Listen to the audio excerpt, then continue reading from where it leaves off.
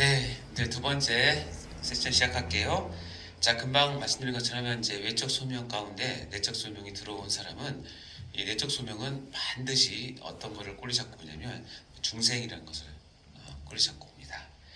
자, 중생은 이렇게 설명할 수 있는데 새 생명의 잉태라고 얘기 들을 수 있어요. 그래서 우리 한 생명이 정저와 난저로가 만나서 이렇게 하나 세포 분열을 하면서 자궁에 내려와서 이게 딱 착상이 돼서 이제 생명이 본격적으로 시작되는 것을 얘기하는데, 어떻게 보면 중생은 눈에 보이지 않는 하나님의 신비한 영역이에요. 중생은. 근데 그래서 구원파가 그런 거 많이 물어보잖아요. 또 언제 중생이냐고 몇 월 며칠에 이렇게 물어보고, 우리 때 그랬는데 너 생일 몇 월 며칠이야? 그러면 몇 년도 몇 월 며칠이야? 그렇게 얘기해요. 그럼 너는 언제 육체적으로 그때 태어났지만 영적으로 언제 거듭났어? 몇 월 며칠 몇 시에 태어났어? 라고 물어봐요. 그걸 어떻게 알아요? 모른다고요. 모르는데 좀 구원파에서는 그것을 알아야지만 구원이 있다라고 확인한다고 얘기를 해요. 이런 논리예요. 네가 태어난 날을 정확히 알아서 네가 태어난 건데 어떻게? 왜 너 영적 태어난 날 몰라? 너는 구원받은 게 아니야. 그렇게 꼬리를 물고 시작해서 데리고 들어가서 교리 가르치고 성경 가르쳐서 그날이 중생인 날이라고 그래요. 그렇죠. 그렇게 해서 걔가 이제 깨닫는다. 이게 네게 너의 영적인 생일은 오늘이요? 이날이다. 이날 몇 월 며칠이다. 누가 물어보면 이렇게 대답해야 된다. 그렇게 얘기를 하죠. 많이 넘어갑니다, 여러분. 왜냐면 믿음은 보이는 부분과 보이지 않는 영역이 있어요. 특히 이제 중생을 가르치면서, 자, 여러분 생일이 몇 월 며칠인 줄 아시죠?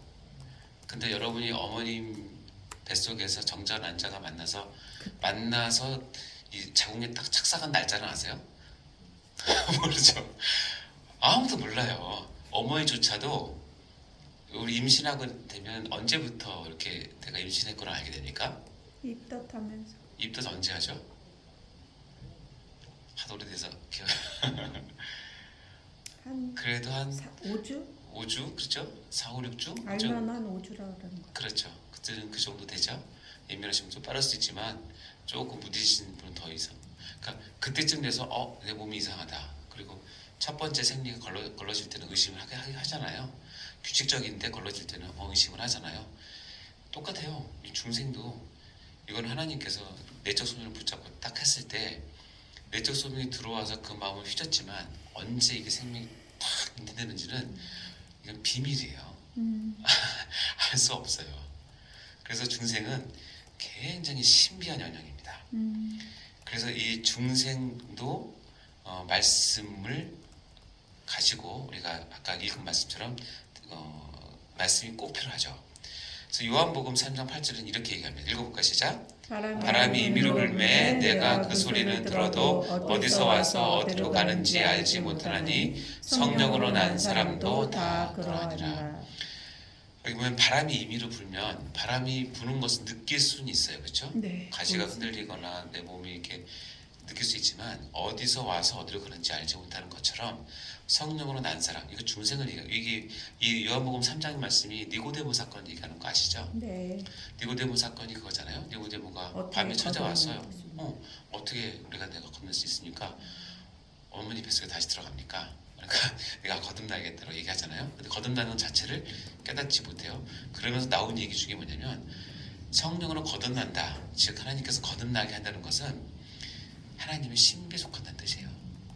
마치 바람이 어디서 와서 어디로 가는지 우리가 지금도 모르는 것처럼 성령으로 난 사람들 다 그렇다라는 것이에요. 그래서 중생은 이런 깊은 의미가 있고, 그래서 중생이 중요한 이유는 뭐냐면 중생이 없이는 신자가 될 수가 없어요. 그러니까 어머니 뱃속에 착상 없이는 사람 된 사람이 없잖아요. 네. 그래서 구원파는 이 9가지 요소 중에서 이 중생을 굉장히 보는 거죠. 근데 이게 너무 지나치게 가서 구원의 다른 부분을 이 중생에 맞춰서 해석을 하니까 어떻게 돼요? 다 틀린 거예요.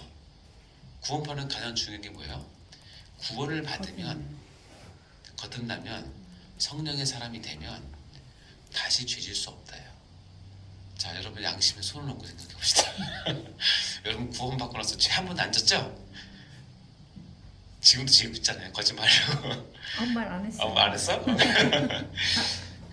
구원파가 이 중생이라고 한 초점에다가 나머지 8개의 구원을 맞추려고 보니까 성경이 어긋나서 결국은 구원파는 구원론에 대한 이단이에요.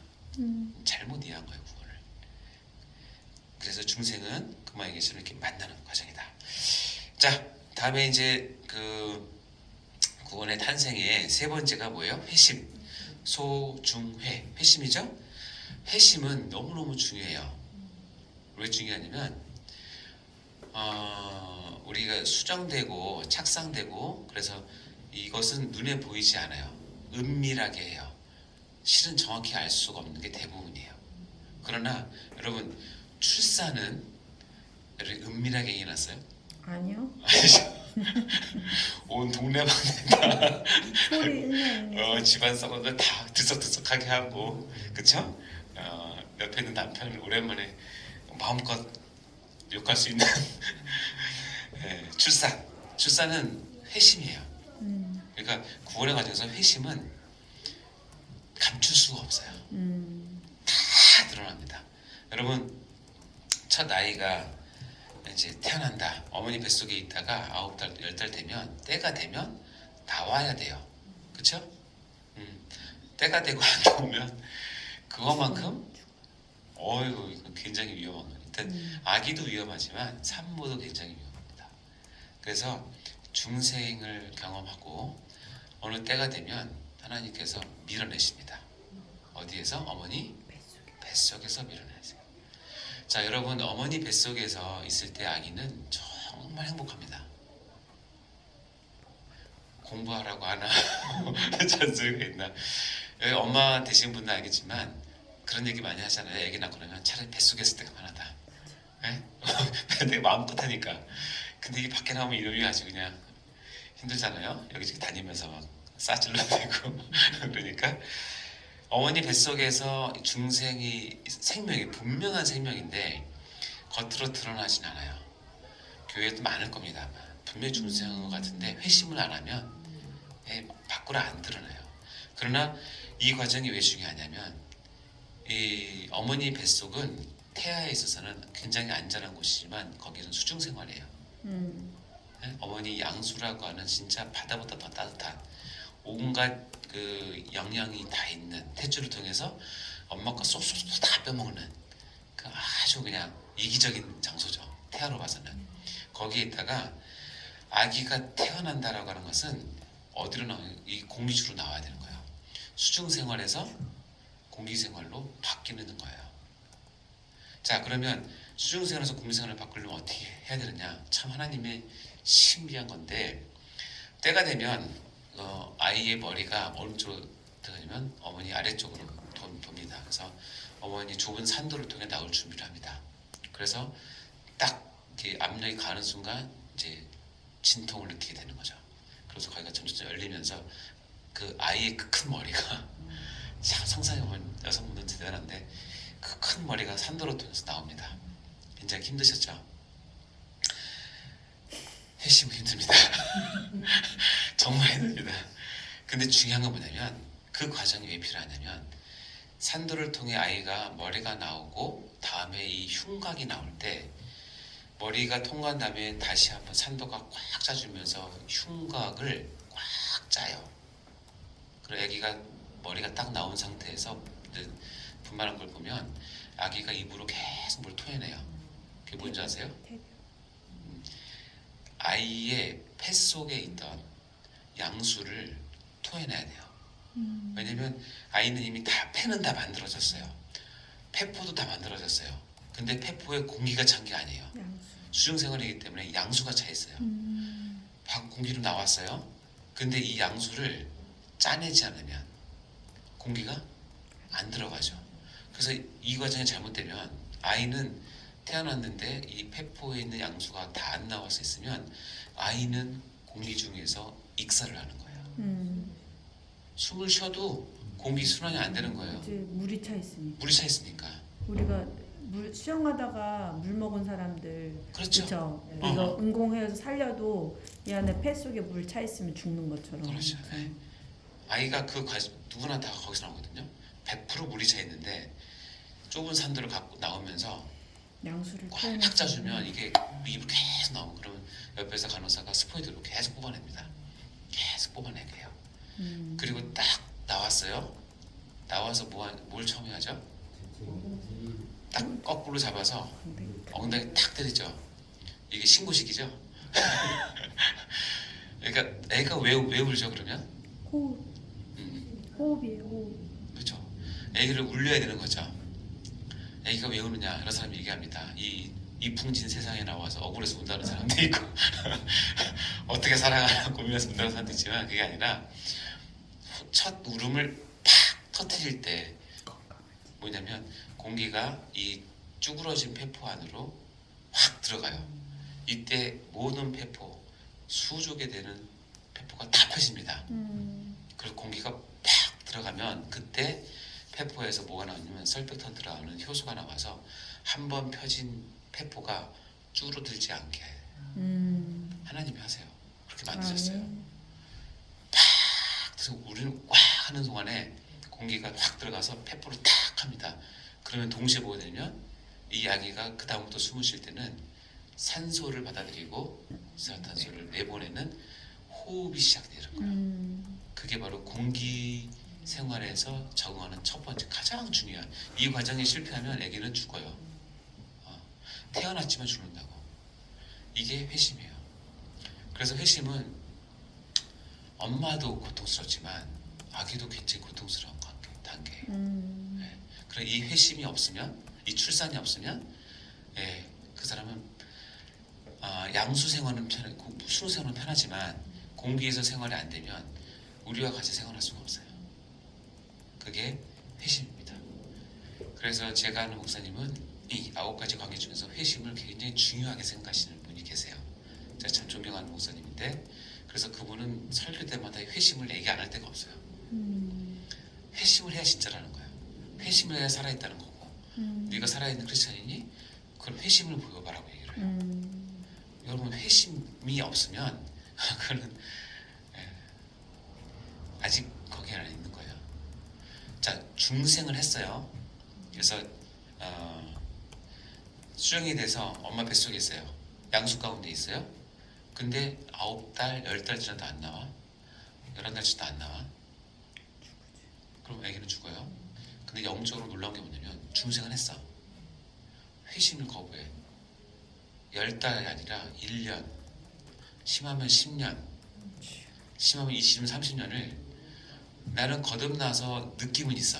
교회는 가야 될 것 같은데 교회 가서 회심이 안 되니까 뭘 해도 시큰둥해. 재미도 없어. 왜냐면 회심보다는 그 안에서 그냥 노는 게 좋아. 세상이 더 좋아. 그러니까 초등학교 때 회심하는 사람이 7, 80 가서도 초등학교 때 중생한 사람이 7, 80 가서 회심한 사람도 많아요. 어떤 사람은 중생과 동시에 회심하는 사람이 있어요. 사도 바울은 대표적인 거예요. 중생함과 동시에 강력한 회심을 했어요. 그러니까 이거는 사람마다 다 달라요. 근데 회심을 했냐 안 했냐는 보면 압니다. 뭘 보면 아니면 눈 보면 알아요. 진짜로. 여기 봐봐. 눈 보면 알고 말을 해보면 알아요. 회심하나보다 신학 공부할 수 있나요? 그럼. 신학이 아니라 목사도 될 수 있어요. 그럼. 회심 안 하거든. 이거는 학문이니까. 그러니까 저는 지금 인간 논을 가져야 되는데 인간 학을 갖고 사는 거예요. 그러니까 죄에 대해서 민감하지 않아요. 하나님의 나라 별로 민감하지 않아요. 내 위치, 내가 하는 일, 내 명성 이런 것들에 민감하지 하나님 나라, 영적인 거 이런 거 하나님 영광 이런 거 민감하지 않아요. 회심은 두드러집니다. 언제 할 수 있냐? 내가 예수 믿는 것 때문에 손해가 보는 상황이 딱 되면 알아요. 내가 말씀 때문에 시험 들거나 거치는 게 생길 때 알아요.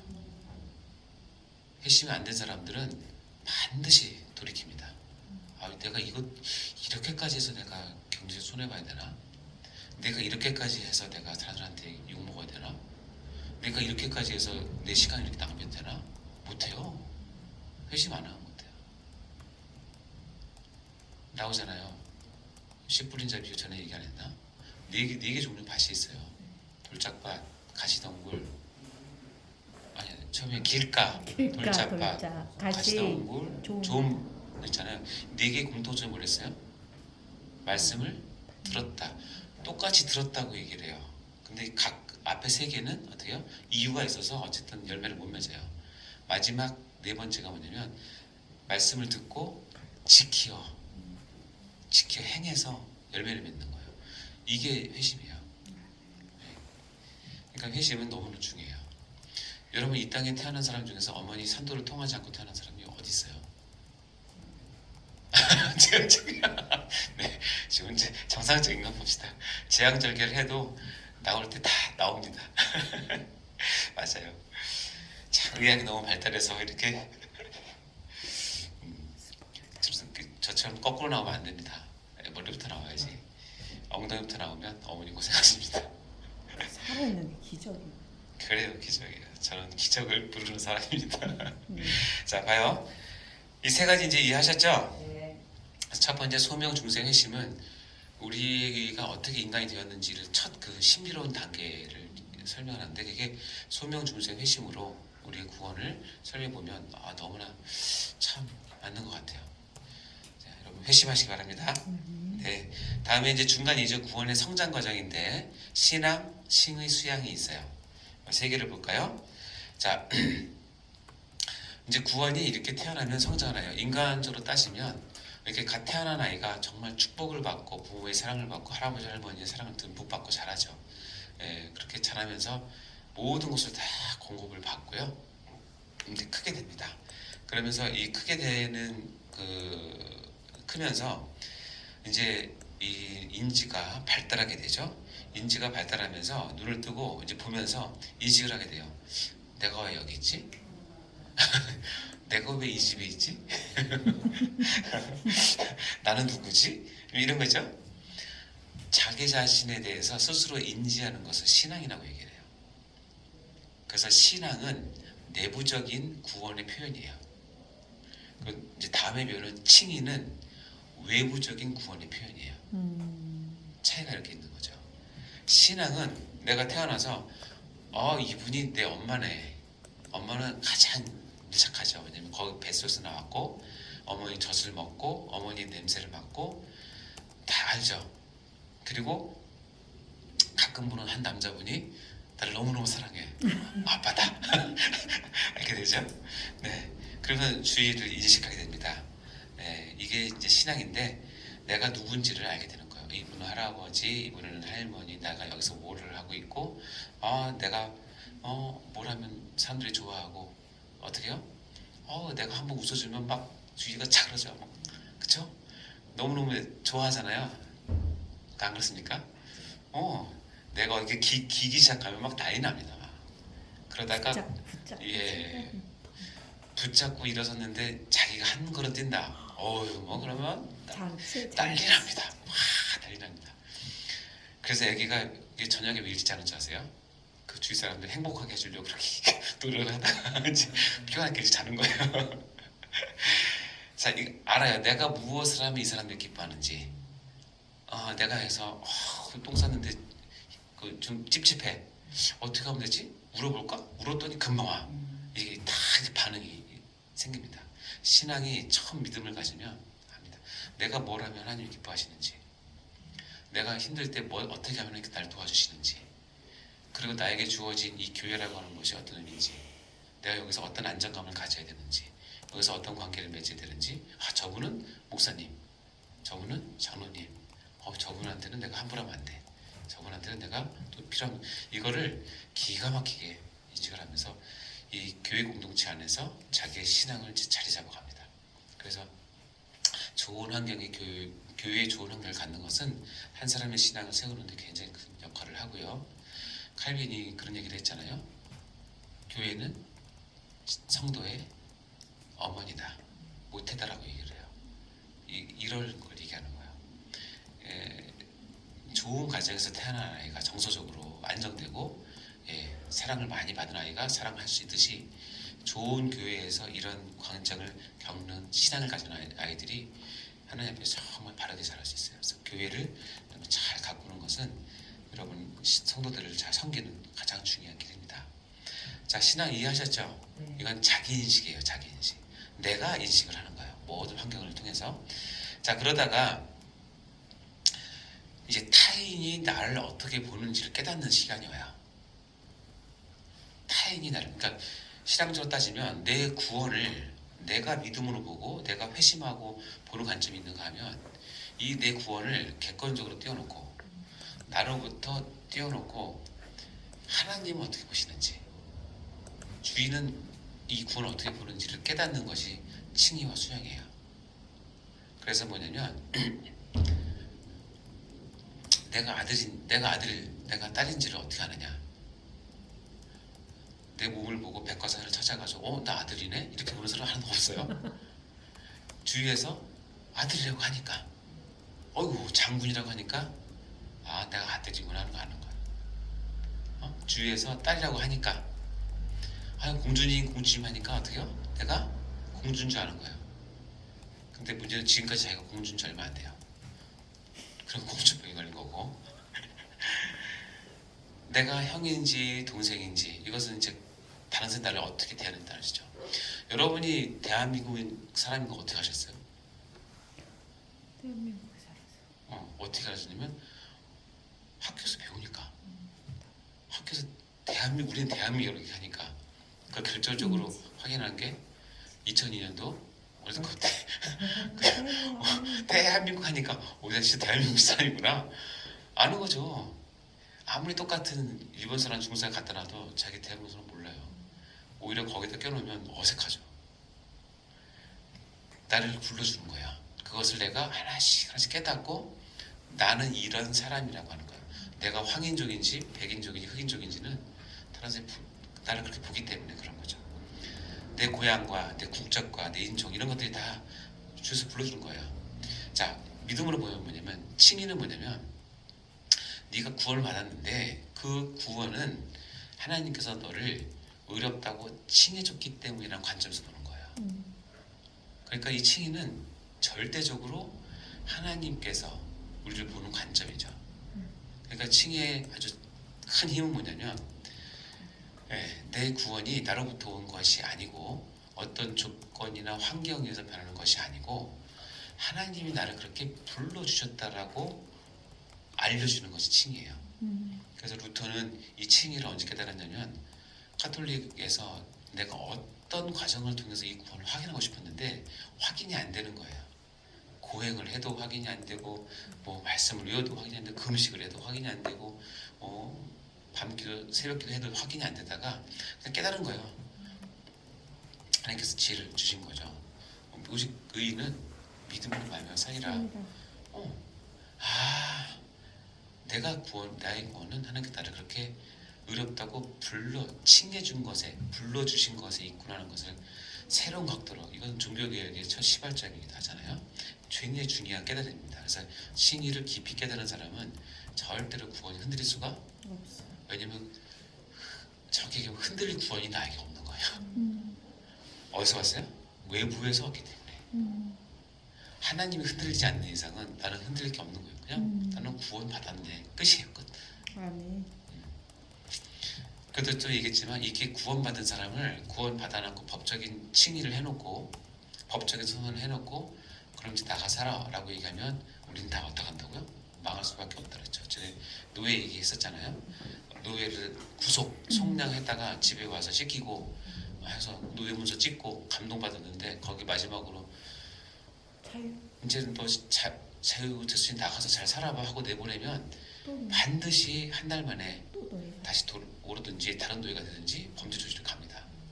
그럼 어떻게 되냐면 내가 이 아이가 충분히 자랄 때까지 내 가족으로 아들 딸로 삼아주는 걸 칭의라고 해요. 하나님이 구원의 하는 영 가운데 그래서 수양을 잘 안 가르치는데 제가 수양을 공부해 보니까 수양이 너무너무 큰 은혜예요. 하나님 우리 연약함을 아시는 거예요. 너 잘 믿었니? 너 내 구원 내가 잘 믿었구나. 자 이제 나가 잘 살아봐라 하고 나가는 순간 여러분은 딴 데 가서 엉뚱한 일 할 일이 다시 좋았습니다. 어떠냐면 내 아들이다 하고 딱 하는 순간 마귀도 세상 사람도 함부로 못해요. 여러분 고아가 왜 힘든지 아세요? 예, 방패만 게 없어요. 고아가 왜 힘드냐면 함부로 해도 그것을 막아주고 나에게 다시 안 오니까 편하게 하는 거야 함부로. 근데 얘가 이장집 아들이래. 이 하나만 있어도 함부로 못하죠. 얘가 하나님의 자녀래. 이 영적인 세계에서는 이것만큼 큰 하나님의 자녀래. 그러면 벌벌 떱니다. 천사도 벌벌 떨어요. 네. 사단마귀는 더 말할 것도 없고 이것을 양자로 받아들여줬다. 나중에 칭의와 수양 같은 성화했지만 칭의는 하나님 법정에서 내가 이재훈을 의롭다고 칭한다고 꽝꽝꽝 하는 동시에 그 서류가 하늘나라 가정법원으로 바로 갑니다. 그래서 바로 거기다가 고로 하나님의 양자로 등록을 해주는 거예요. 이게 두 개가 세트로 이루어져요. 아멘. 네. 그것이 이제 수양과 칭의입니다. 그래서 신앙은 자라면서 내가 누구인지를 알게 되는 것. 칭의와 수양은 외부적인 환경에서 내가 누구인지를 확인하는 것. 그래서 이 두 가지가 같이 있어야 돼요. 한쪽만 있으면 안 돼요. 아시겠죠? 네. 너무 자기인식만 있으면 자기중심적인 신앙이 되는 것이고 너무 외부적인 것에 있으면 너무 타율적인 그 신앙이 되겠죠.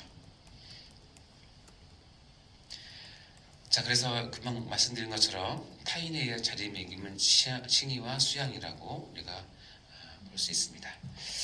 자, 다음 세 번째는 나머지 세 번째 파트 보도록 하겠습니다. 잠시 쉬었다 하겠습니다.